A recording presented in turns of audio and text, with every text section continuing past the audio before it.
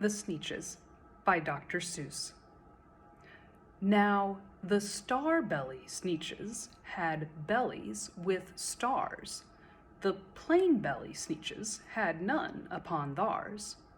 Those stars weren't so big, they were really so small, you might think such a thing wouldn't matter at all.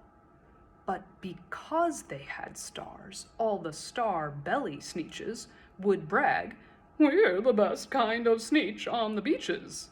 With their snoots in the air, they would sniff and they'd snort, "We'll have nothing to do with the plain-belly sort." And whenever they met some, when they were out walking, they'd hike right on past them without even talking. When the star-belly children went out to play ball, could a plain belly get in the game? Not at all. You only could play if your bellies had stars, and the plain belly children had none upon theirs. When the star-belly Sneetches had frankfurter roasts, or picnics, or parties, or marshmallow toasts, they never invited the plain belly Sneetches. They left them out cold in the dark of the beaches. They kept them away, never let them come near. And that's how they treated them year after year. Then one day, it seems, while the plain-belly Sneetches were moping and doping alone on the beaches, just sitting there wishing their bellies had stars, a stranger zipped up in the strangest of cars. "My friends," he announced in a voice clear and clean, "my name is Sylvester McMonkey McBean, and I've heard of your troubles. I've heard you're unhappy, but I can fix that. I'm the fix-it-up chappie. I've come here to help you. I have what you need, and my prices are low, and my work at great speed, and my work is 100% guaranteed." Then quickly, Sylvester McMonkey McBean put together a very peculiar machine. He said, "You want stars like a star-belly Sneetch? My friends, you can have them for $3 each. Just pay me your money and hop right aboard." So they clambered inside, and the big machine roared, and it clunked, and it bonked, and it jerked, and it burked, and it bopped them about. But the thing really worked. When the plain-belly Sneetches popped out, they had stars. They actually did. They had stars upon theirs. Then they yelled at the ones who had stars at the start, "We're exactly like you. You can't tell us apart. We're all just the same now, you snooty old smarties. And now we can go to your frankfurter parties." "Good grief," groaned the ones who had stars at the first. "We're still the best Sneetches, and they are the worst. But now, how in the world will we know," they all frowned, "if which one is what, or the other way round?" Then up came McBean with a very sly wink, and he said, "Things are not quite as bad as you think.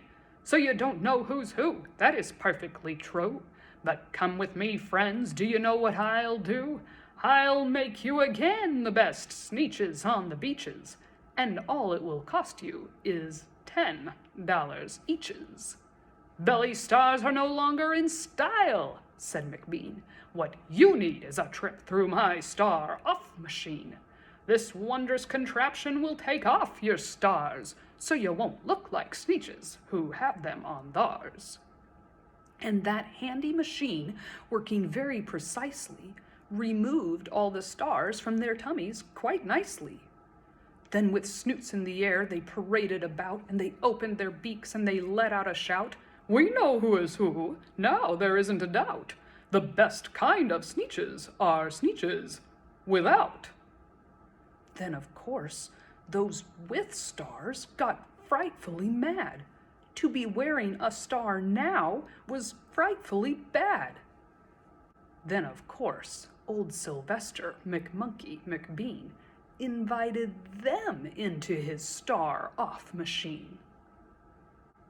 Then, of course, from then on, as you probably guess, things really got into a horrible mess. All the rest of that day on those wild, screaming beaches, the fix-it-up chappie kept fixing up Sneetches. Off again, on again, in again, out again. Through the machines they raced round and about again, changing their stars every minute or two. They kept paying money, they kept running through, until neither the plane nor the star bellies knew whether this one was that one, or that one was this one, or which one was what one, or what one was who. And when every last cent of their money was spent, the fix-it-up chappie packed up, and he went.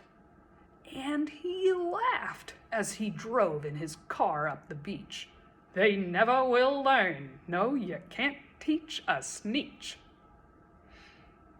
But McBean was quite wrong, I'm quite happy to say, that the Sneetches got really quite smart on that day.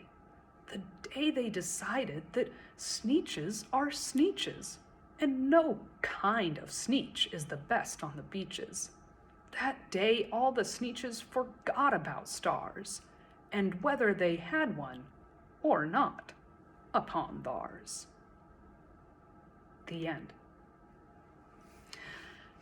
Now, at the beginning of this story, how long were the star-belly Sneetches mean to the plain-belly Sneetches? Year after year, they treated them badly. And do you think that the plain-belly Sneetches' feelings were fixed in a single day? Probably not. Their feelings had been hurt for a long time. It would take a while to feel better after that. So, at the end of the story, what could the old star-belly Sneetches do to help the old plain-belly Sneetches feel more included? Maybe they should teach them how to play ball, how to roast frankfurters.